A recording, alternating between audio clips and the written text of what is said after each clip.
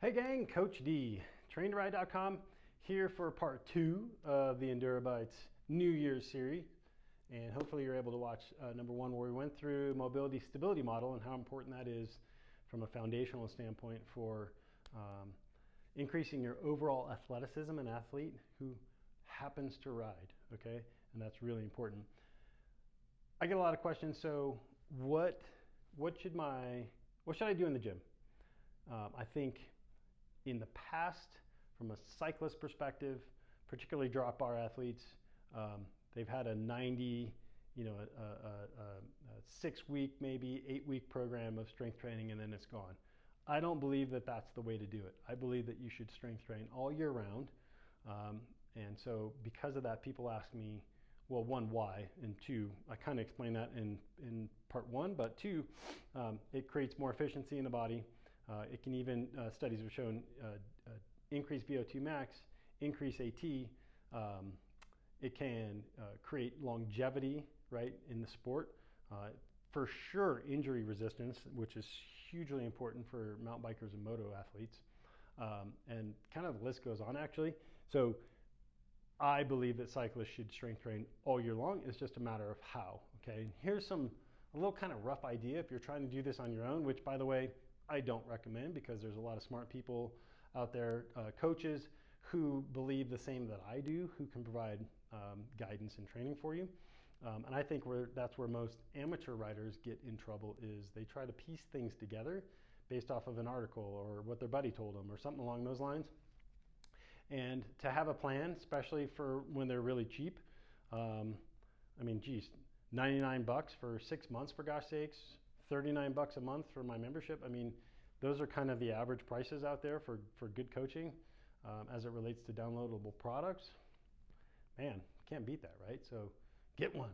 So here's kind of a good basic gym periodization. Yes, it's general, right? I get more specific, but for the most part, like in my membership, we've started this, and we started training for 2022 in November. So let's see, on the 10th, I think it is, we'll go into phase 3. So we're working in strength 1 for my monthly membership people. But if this is how you're kind of starting your season, which is great, January, February is kind of that mobility stability month.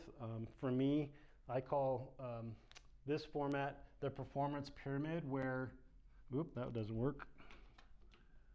Performance pyramid is basically a nice big pyramid broken into 4 parts. And this would be part 1, 2, 3, and 4-ish. Okay, so some of these intermingle, which is fine, but that's essentially how that athletic performance pyramid works in my eyes, okay? So January, February, you gotta build muscle. We cyclists, we lose muscle all year long because we ride so much. So you have to fight that loss of muscle, because from an energy perspective, we ride long periods of time, especially for road riders and gravel riders who put in a lot of time in the saddle. Your muscle can be used as energy, and we don't want that. We want you to have a good, strong, functional base so that you can ride long and hard through the season and be injury resistant at the same time. So we want to grow muscle, okay? We need to grow the strength of the tendons, the attachment tissues, for example, the ligaments, etc., just to create more tensile strength through the entire system and create density, okay? In addition, with that mobility stability.